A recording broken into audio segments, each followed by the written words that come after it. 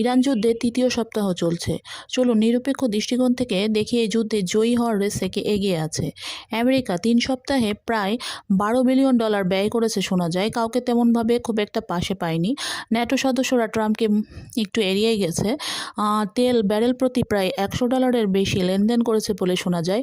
ডলারের মান একটু চাপে থাকায় সবার কাছে গ্রহণযোগ্যতা কমে যেতে পারে। ইরান, তাদের দেশে বোমার আঘাতে জনগণ, রাষ্ট্রীয় সম্পদ ক্রমে ধ্বংস হলেও শত্রুর বিরুদ্ধে সমানতালে যুদ্ধ করছে। চীনের কাছে দৈনিক প্রায় $১২০ মিলিয়ন তেল বিক্রি করছে। হরমুজের নিয়ন্ত্রণ ধরে রেখে তেলের বাজারে অঘোষিত রাজা বনে গেছে।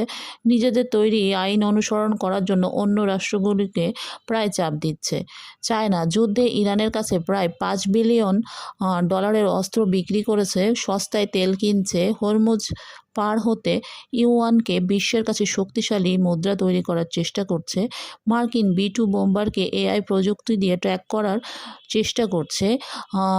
মার্কিন শক্তি মধ্যপ্রাচ্যে ব্যস্ত বিদায় তাইওয়ান দখলের সম্ভাবনা একটু দৃঢ় বলে মনে হচ্ছে। এদিকে রাশিয়া ইরানকে স্যাটেলাইট ছবি ও ড্রোন প্রযুক্তি দিচ্ছে। আমেরিকার মনোযোগ অন্যদিকে ঘুরে যাওয়ায় ইউক্রেন যুদ্ধে আরও এগিয়ে যাচ্ছে, আরও বেশি আক্রমণ বাড়াচ্ছে। আর ইউরোপ যুদ্ধে না জড়িয়ে পাশ থেকে দেখছে। তেলের কারণে তাদের অর্থনীতি ক্রমশ ক্ষতিগ্রস্ত হচ্ছে এবং তাদের বিভিন্ন রাষ্ট্র ধীরে ধীরে চীনের দিকে এগিয়ে যাওয়ার চেষ্টা করছে, এমনটাই মনে হচ্ছে। এই যুদ্ধের মোট 5টি প্রধান অংশের ভেতর সবচেয়ে এগিয়ে আছে আপাতত চায়না। ইরান এখনও ভালো মতো টিকে আছে। আমেরিকার মধ্যপ্রাচ্যের ব্যস্ততায় রাশিয়া বেশ সুবিধা ভোগ করছে। যা হোক, সব কিছু মিলে আল্লাহই ভালো জানেন ভবিষ্যৎ কী হবে, তবে এই মুহূর্তে এমনটাই মনে হচ্ছে।